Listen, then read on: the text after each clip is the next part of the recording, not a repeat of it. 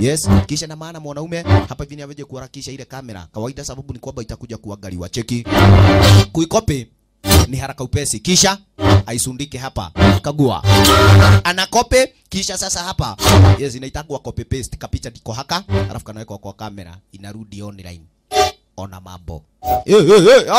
Imerudi. Sawa. Imagine. Baba nakwambia kumbe kama kuna wase wenye nabo mwana kuanga na akili ni hawa. Hapa kuangalia. Yes, imagine 16 meters. Hapa ni bio. Cheki. Waya. Yes aya. Amefika chini. Kisha na maana manguo cheki. Faster tuburuko tunajiuda tunarudi kule juu. Amekuwa padre tayari. Padre Getwari. Hakuna uba Patrick Madhi. One ndio. Wow. Baba ni kubaya. Kisha na maana sasa kuna machizi wengine walio chini. Kagua ni onyi.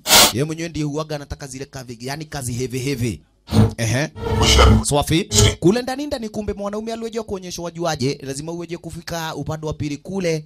Yes, kwa ule mkutano pahali na penye namba moja giri wasemekana yuko Paulo.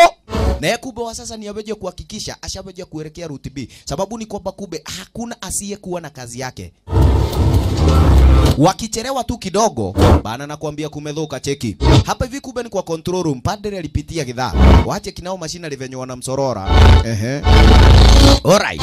Wasiwe na habari Morion yaje nguo za padre zenyewe zilikuwa ngatuni za kuja kubangaisha ziweje kumvukisha. Cheki.